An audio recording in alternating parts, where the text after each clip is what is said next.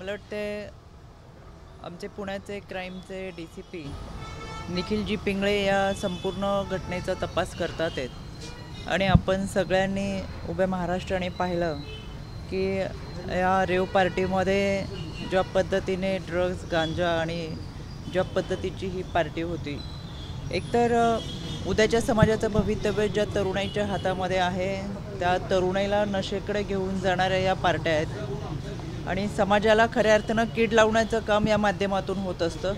केंद्र सरकार आणि राज्य सरकारने ड्रग्सच्या विरोधातली मोहीम ही फार प्रखर केलेली आहे।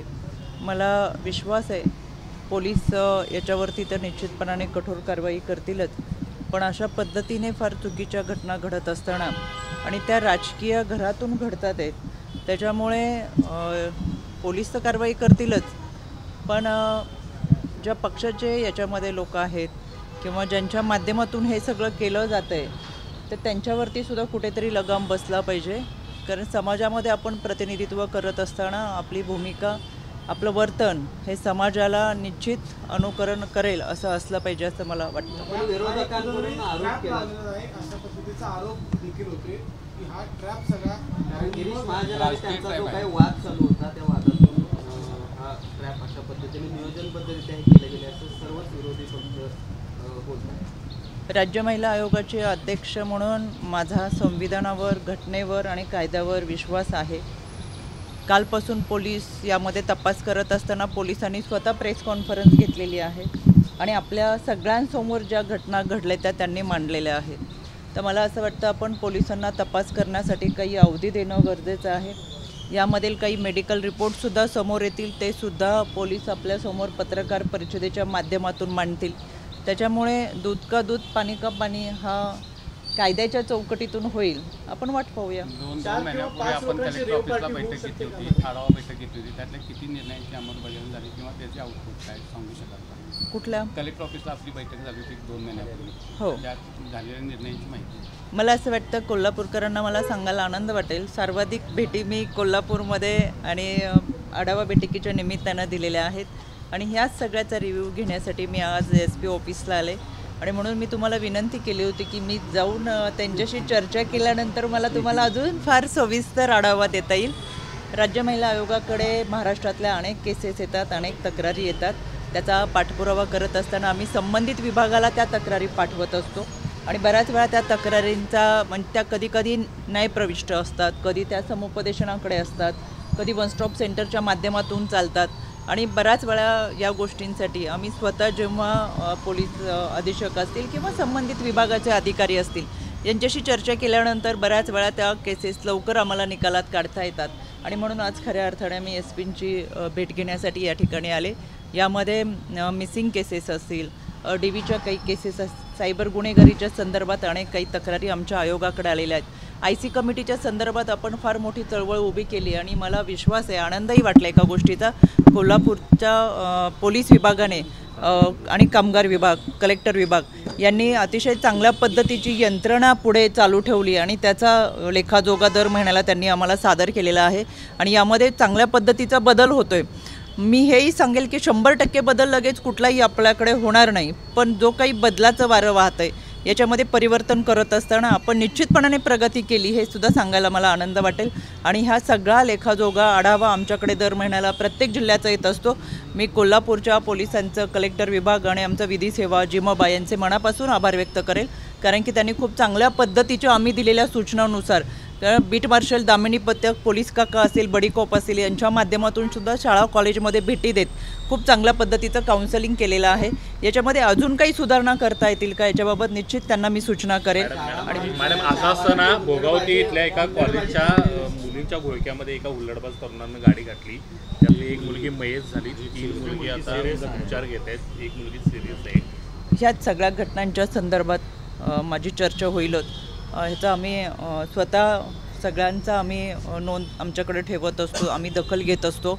पण गेल्या वर्षीच्या आणि त्याच्याही पूर्वीच्या म्हणजे 2 वर्षापासून मी सलग मला असं वाटतं 3-4 बैठका या कोल्हापूरमध्ये झाल्या, 3 जनसुनावणी कोल्हापूरमध्ये झालेत।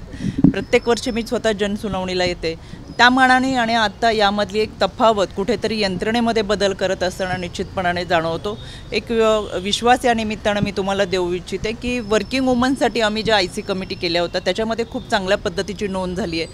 त्याच्याही पुढे जाऊन आम्ही या पॉशच्या कायद्याच्या संदर्भात आता IC कमिटीचं ऑडिटसुद्धा व्हावं यासाठी सुद्धा सूचना देतो आहे आणि त्या पद्धतीने सरकारच्याच माध्यमातून GRची सुद्धा प्रोसेस करतो आहे, जेणेकरून खूप चांगल्या पद्धतीची यंत्रणा आपल्याला उपलब्ध करून देता येईल. या अनुषंगाने आम्ही कारवाई करू. या निमित्ताने एक सामाजिक समस्या निर्माण झाली, जी बाल गुन्हेगारी वाढलेली आहे.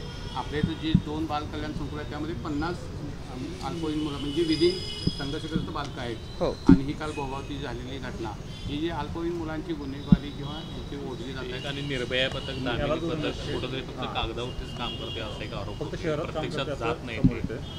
नाही, आपण काही आपल्याकडे तक्रारी आली असेल तर जरूर सांगा. मी आज स्वतः इचलकरंजीच्या शाळेत ह्या निर्भया पथक आणि बीट मार्शल सोबतच असणार आहे. संपूर्ण महाराष्ट्रामध्ये मी स्वतः बीट मार्शल आणि दामिनी पथकांबरोबर विद्यार्थ्यांबरोबर संवाद साधण्यासाठी जातो. आज आम्ही कोल्हापूरमध्ये मी स्वतः शाळामध्ये जाणार आहे आणि जिथं मला शक्य नाही तिथं आमचे अनेक प्रतिनिधी जाऊन या विद्यार्थ्यांशी संवाद साधतात. विशेष म्हणजे त्या ठिकाणी buddy cop, beat marshal, Damini पथक यांचीसुद्धा मी माहिती घेते. तुमच्या माहितीसाठी तुम्हाला पाठवायची असेल तर गेली 10-12 दिवसामध्ये आम्ही अगदी युद्धपातळीवरती मोहीम राबवलेली आहे. संपूर्ण महाराष्ट्रामधून माझ्या आयोगाकडून जर आपण माहिती घेतली किंवा माझ्या पेजवरती माहिती घेतली तर आपल्याला सगळीकडे ही यंत्रणा फार ॲक्टिवली गेले 15 दिवसापासून आम्ही काम करताना दिसतो आहे. आणि हा सगळा पोलीस विभाग त्या शाळांमध्ये येऊन काउन्सिलिंग करतो आहे. आमच्यासाठी ही फार सकारात्मक गोष्ट आहे. अजूनही कुठे कमी पडत असेल तर जरूर आपल्या सूचना माझ्यापर्यंत पाठवा. त्यामध्ये मी स्वतः लक्ष घालून त्यांना सूचना करेल. पुण्याच्या प्रकरणामध्ये कुठेतरी त्यांनी समर्थन केल्याचं दिसतंय नवऱ्याचं. तर वेळ या सगळ्याला उत्तर देईल आणि सत्य लवकरच बाहेर येईल अशा पद्धतीचं ट्विट त्यांनी केलेलं आहे. कुठेतरी समर्थन किंवा कुठेतरी पाठराखण होतं. महाराष्ट्र पाहतोय कुठल्या गोष्टीचं पाठराखण त्या करतात आहेत. खरं तर स्वतःवर वेळ आल्यानंतर समजतात ह्या गोष्टी काय असतात. मला तुम्हाला सांगायचं आहे, फुके प्रकरण जे होतं याच्यामध्ये मी स्वतः पोलीस आयुक्तांच्या संपर्कात होते. आम्ही अहवाल मागून घेतला होता या सगळ्या घटनेचा. आणि कोणतीही घटना तक्रार दाखल झाल्यानंतर पोलीस त्याचा तपास करतात. इन्व्हेस्टिगेशनचा हा तपास चार्जशीटच्या माध्यमातून कोर्टात दाखल केला जातो आणि कोर्टाच्या माध्यमातून माननीय न्यायालय निकाल देत असतो. ही साधी प्रक्रिया सर्वसामान्य माणसाला माहीत असतं. त्याच्यामुळे न्यायालयाच्या प्रक्रियेमध्ये सुरू असलेल्या प्रत्येक गोष्टीला न्यायप्रविष्ट आपण संविधानाचा सन्मान करतो, कायद्याचं पालन करत असतो. पण न्यायप्रविष्ट ही सुद्धा शब्दरचना कदाचित ह्या महिलांना समजती का नाही मला माहीत नाही. मला तर शंकाच वाटते त्यांच्या सगळ्या एकूण ज्ञानावर.